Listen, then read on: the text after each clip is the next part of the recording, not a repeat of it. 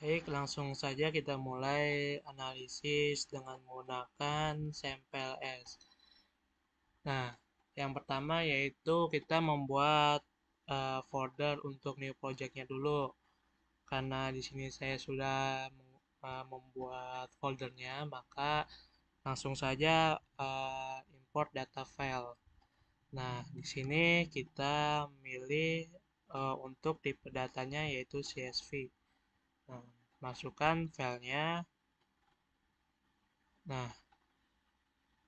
di sini karena skalanya masih metrik, kita akan mengubah skalanya dengan menjadi skala ordinal. Caranya yaitu klik box change, pilih please choose. Nah, pilih ordinal, baru apply. Nah, selanjutnya itu kita klik import.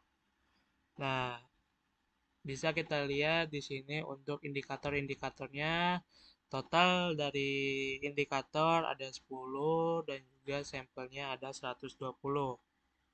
Nah, di sini bisa kita lihat untuk nilai-nilai indikatornya, nilai-nilai dari korelasi indikatornya. Selanjutnya kita akan membuat model pengukurannya, yaitu dengan cara create model. Nah, please choose, kita pilih PLSSAM. Nah, kita bikin nama modelnya. Misalkan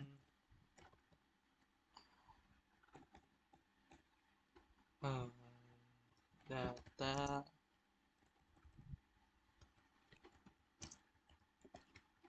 praktikum akhir.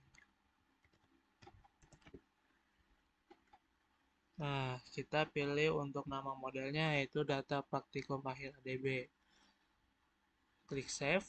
Nah, di sini muncul untuk kita gambar sendiri ya, untuk gambar diagram-diagramnya. Nah, yang pertama itu kita klik latent variable, klik di sebarang tempat di sini, kita klik. Nah, kita ganti namanya jadi X1. Terus kita klik lagi jadi X2.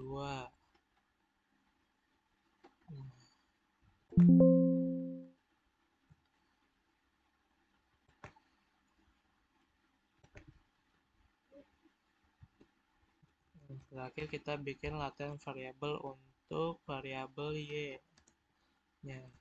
Oke, lanjut kita bikin untuk garis untuk menghubungkan variabel X1 terhadap variabel Y dan juga variabel X2 terhadap variabel Y dengan cara klik connect, baru bikin garis, klik tahan menuju variabel Y. Nah, selanjutnya sama untuk variabel X2 nya. Nah, selanjutnya kita akan menginput indikator yang untuk tiap-tiap variabel sesuai dengan data yang sudah diinput. Nah, untuk X1 kita mulai dari kemudahan navigasi sampai fleksibilitas. Untuk memblok ini yaitu pertama klik variabel pertama yaitu kemudahan navigasi, klik shift plus tanda panah ke bawah dan kita tarik ke X1-nya. Oke. Dilanjut untuk X2-nya dari variabel indikator kecepatan layanan sampai indikator jaminan. Sama kita tarik lagi ke X2. Oke. Lanjut untuk indikator variabel Y-nya dari indikator harga dan nilai sampai net promoter score sama. Nah, untuk merapikannya tiap indikator kita pilih select, kita select untuk variabel X1 nya, kita pilih indikator ke arah sebelah kanan. Nah, sama untuk X2 nya juga. Nah, tinggal kita rapikan saja.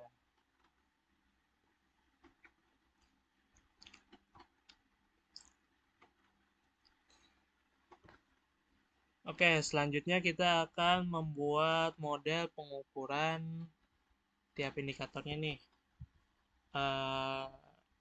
Model pengukuran ini digunakan untuk menentukan apakah indikator-indikator dari tiap variabel ini sudah reliability atau belum, sudah valid atau belum. Ya, dengan cara klik calculate, pilih PLS SAM algorithm. Nah, langsung start calculation. Nah, bisa kita lihat di sini sudah ada indikator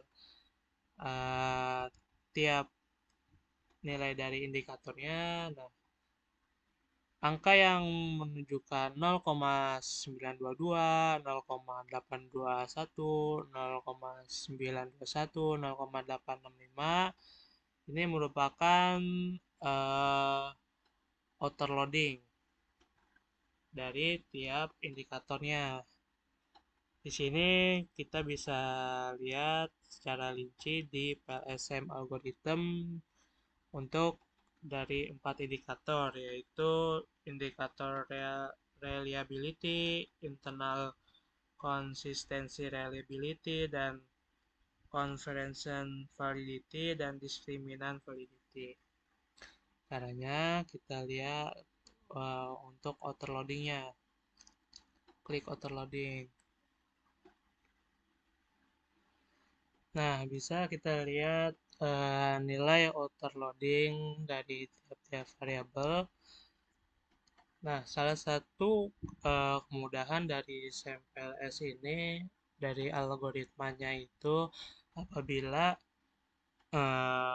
nilai-nilai yang ditunjukkan itu berwarna hijau, maka nilainya tersebut sudah terreliability atau sudah valid. Nah, jadi untuk indikator pertama ini yaitu indikator reliability itu nilainya valid semua untuk setiap indikator. Nah, selanjutnya yaitu kita beralih ke indikator kedua, yaitu internal consistency reliability. Bisa kita lihat di construct reliability and validity. Nah, seperti sebelumnya, algoritma dari SAMPLS ini apabila menunjukkan nilainya berwarna hijau, maka nilai tersebut sudah reliability nih. Nah, untuk menentukan dia internal konsistensi reliability-nya itu bisa menggunakan dengan convert alpha ataupun composite reliability. Nah, bisa kita lihat nih warnanya hijau. Nah, mengindikasikan bahwa nilai variabel X1, X2, dan Y itu sudah terreliability.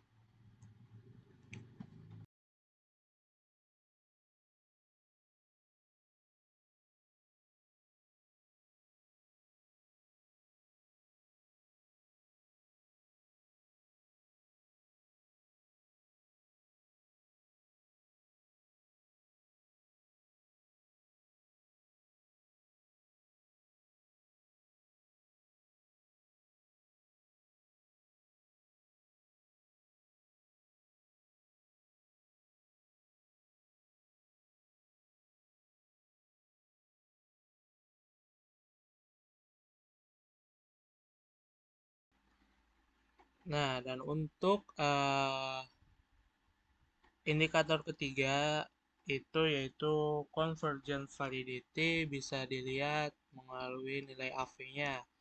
Nilai average tersebut itu nilainya hijau semua yang mengindikasikan bahwa untuk indikator convergent validity uh, variabel X1, X2, dan Y-nya sudah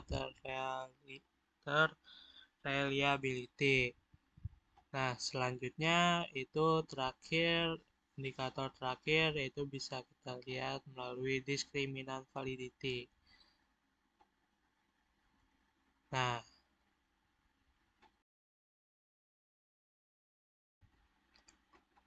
dan indikator terakhir yaitu discriminant validity bisa kita lihat melalui heterotrait monotrait rasionya. Nah, di sini menunjukkan bahwa nilainya itu semuanya sudah valid, baik dari heterotrait monotrait rasionya ataupun di Fornell-Lakers iteration. Nah, ini mengindikasikan bahwa setiap nilai dari variabel X1, X2, dan Y itu lolos. Nah, terakhir dari model pengukurannya yaitu menentukan nih nilai apa yang akan kita pakai melalui cross loadingnya. Nah, bisa dilihat menentukannya itu dari setiap indikator di tiap variabel. Nah, untuk variabel X1 bisa dilihat nih 0, 0,6, 0,9, 0,6, 0,8. Kita lihat di sini di bawah-bawahnya ada nggak sih nilai yang melebihi dari nilai untuk variabel X1-nya ini. Ternyata tidak ada, walaupun di kemudahan navigasi ini ada 0,921, tapi tetap dia kalah di 0,922. Maka untuk nilai X1-nya ini lolos. Nah, selanjutnya kita lihat untuk nilai X2-nya, yaitu nah, lihat nih ada nggak sih nilai dari X2 ini yang melebihi nilai X2 tersebut, nilai dari variabel X1 dan Y-nya. Oh, ternyata ada, itu di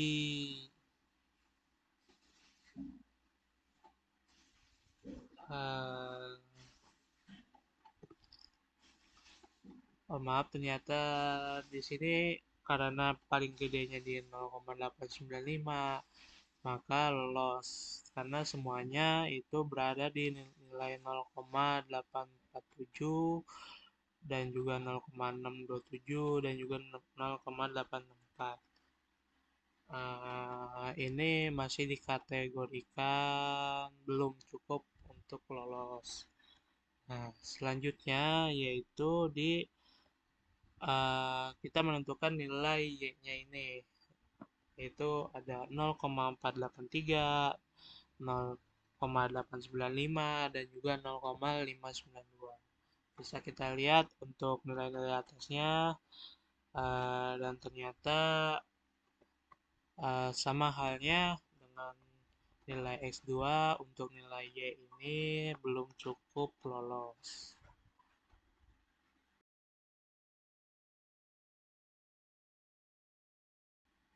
Nah, selanjutnya yaitu kita mencari model strukturalnya, yaitu koefisien determinasi atau F-square-nya, terus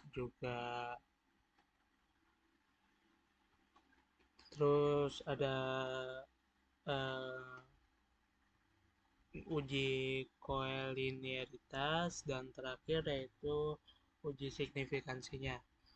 Nah, untuk dua uji ini yaitu uji koefisien determinasinya kita cari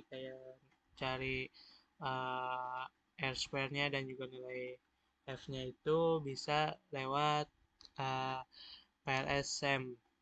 Nah, Untuk uji signifikansinya itu kita cari lewat bootstrapping. Nah, maka kita yang akan kita cari dulu itu nilai F dan nilai R squared-nya. Nah, untuk koliniaritasnya bisa kita lihat di nilai FIF-nya, yaitu di inner modelnya.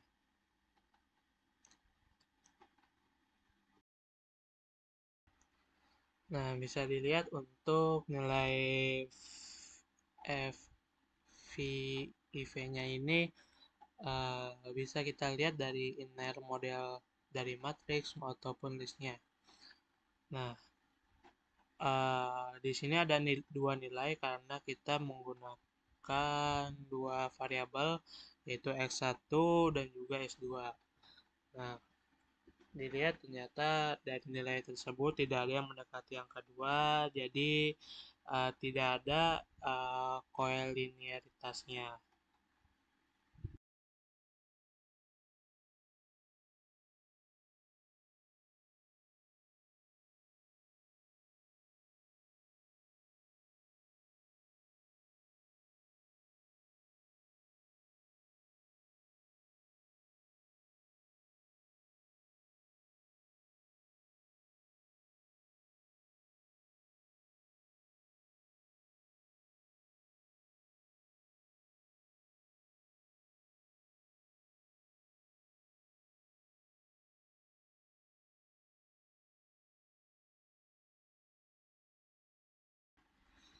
Nah, bisa kita lihat juga untuk R square-nya nih.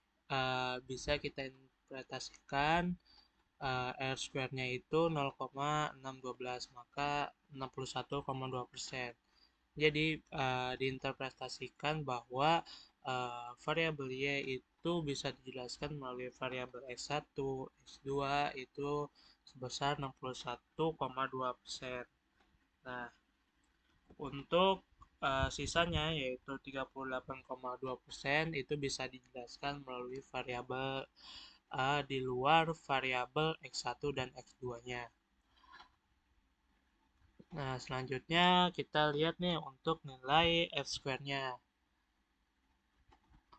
Nah, untuk nilai F square-nya untuk X1 terhadap variabel X1 terhadap variabel Y itu sebesar 0,278%.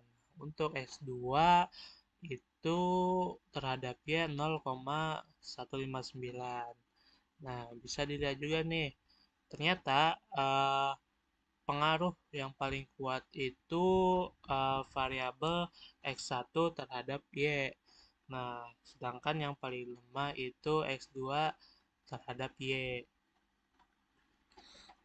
Nah, selanjutnya kita akan mencari uji signifikansinya nih. Nah, eh, klik edit dulu, kita pindah, terus kita ke calculate, pilih bootstrapping. Nah, langsung start calculation.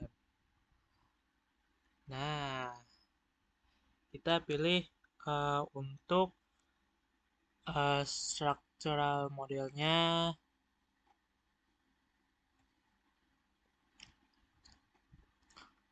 itu.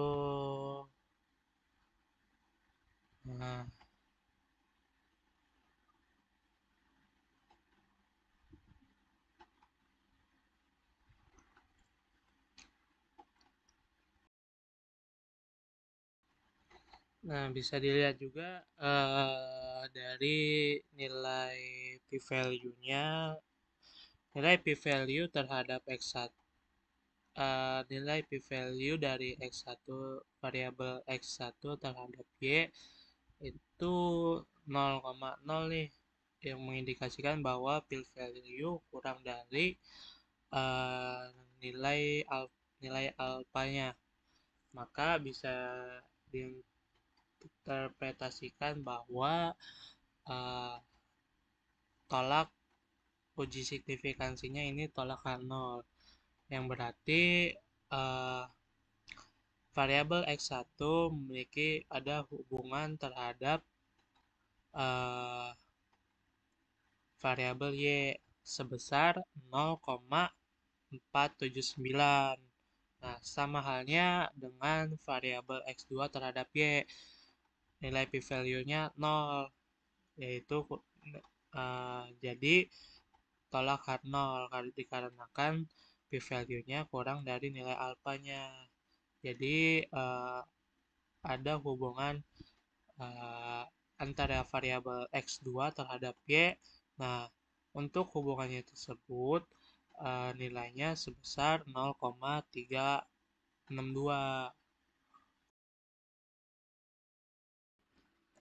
Nah, jadi kesimpulan dari analisis kita menggunakan CPLS ini ternyata variabel X1 memiliki pengaruh terhadap variabel Y dan juga variabel X2 memiliki pengaruh terhadap variabel Y. Nah, yang mana